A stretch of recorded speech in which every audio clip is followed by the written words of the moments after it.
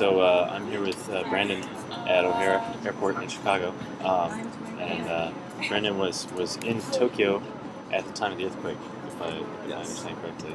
I would just like to specifically, I was on the tarmac.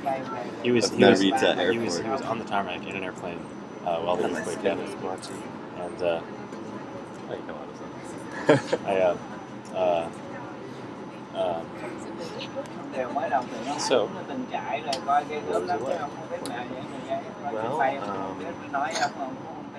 we had no idea what was going on, but they told us we couldn't get off the plane. We were literally about to get out of our seats, and then that moment of anticipation when you're about to get off the plane after an incredibly long flight, 13-hour flight.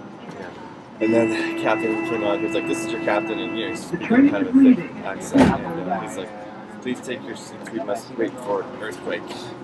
And we were like, "Earthquake?" Like, we'd already been through all this turbulence and stuff.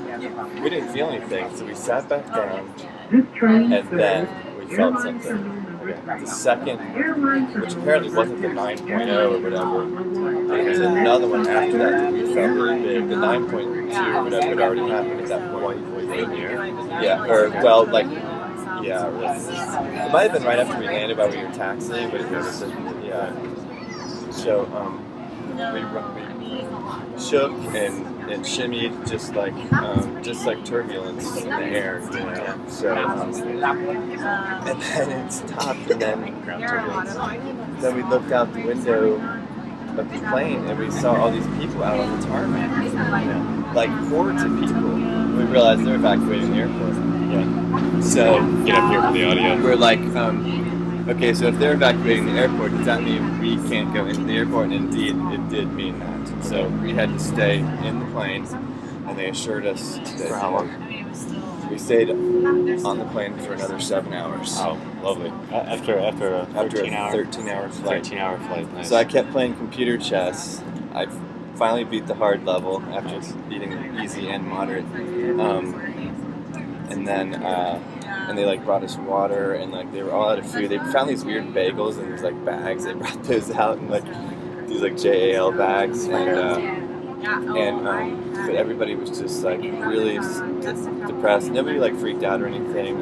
Well, this one dude got a little weird, but and they just kept assuring us, the safest place to be is on this plane, sitting on the tarmac, not inside the building, whatever. And they're like, we need to inspect the building. We kept seeing ground crew walking around outside, waited. They finally said, well, was everybody, the people that were outside walking around, and were they calm, or were they running around? Calm, yeah, they seemed calm, but they just seemed confused. Okay. And we were confused. We didn't know how bad the earthquake was. Nobody could really call anybody. There were a few Japanese people on their cell phones, but I was sitting next to a guy from the States. His cell phone didn't work, mine didn't work. I was trying to use that crazy phone in the seat back, Yeah. And it wouldn't work either. Are you keeping track of this? Yeah, they said 3 hours. So we got stop. Okay. I kept running my credit card through that crazy phone thing, and it kept saying, "Call in queue. Please wait." And I waited for an hour. There were probably a lot of people trying to do this. Yeah, it was jammed. Yeah. And then they finally said, well, you can get off the plane now, but once you get off the plane, you're not going to be able to go anywhere because there's no trains, buses, trams, and the highway's closed too. Total transportation shutdown.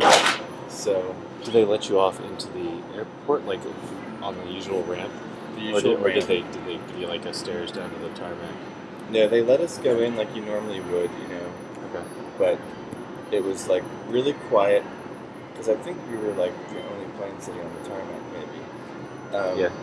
So we were walking through, and the only signs of earthquake damage were there was a lot of water dripping from the ceilings, and they had caution tape roping off these areas where water was dripping down out of these cracks in the ceiling. Yeah. So we're walking through, and it's eerily quiet, and guys are all in their masks, and they're just standing. They're they looked freaked out. They were the staff and stuff. They're just this way, ushering us through. And then we finally got through, and we came through a final set of doors, which opened into the main arrival area. And that's when we saw the refugee encampment. Hundreds of people in sleeping bags, Huh. blankets, lying on Where the was that? floor. In It was like Customs? in Customs? the main arrival area Over in of Narita. Narita Okay. for Terminal 1. I remember that, which is like a big. It's like 3 stories tall inside, and like it's huge. So they're like, Just a little grab detail. a blanket. Yeah. You're not going anywhere, and so Camping out. Yeah, exactly. Camping out at Narita Airport. This train serves Yeah. Airline Terminal Number 2. So Airline Terminal I immediately number tried to one. get on a The next payphone. I was stop able to make a Airline Terminal Number 2. call with my credit card to the States. Yeah. Talked to my folks who had received an email from my brother who was in an office building in downtown Tokyo saying he was okay. I couldn't call him because his Japanese cell phone was down. But, Okay. But they were able to get an email from him, and then I called them. So I was like, well, I'm just going to stay here, and then How long did you stay there? I stayed there until 10 o'clock the next night. Okay. So it was about 24 hours. Here we are, Terminal 2. Sweet. I'm gonna go ahead and pause it, Okay. and then maybe we'll pick up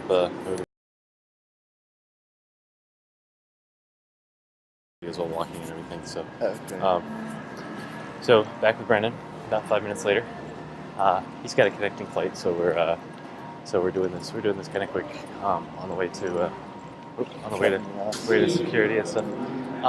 So last we left you, you were in Narita Airport for another 10 hours. You were until 10 the next day, for about 24 hours. Yeah, because we had a 6 p.m. flight to Bangkok, my brother and I. That was our itinerary, and that flight got pushed from 6 p.m. to 10 p.m., which I wasn't too upset about because that gave my brother more time to make his way from downtown Tokyo to Narita, which I was a little worried he wasn't going to be able to do because of all the transportation problems, but he did it somehow. He used some local trains. He rode 3 different trains. Do you mind if we stop and talk for 5 minutes? No, that's fine. Okay. Can I use the restroom real quick? Yeah, sure.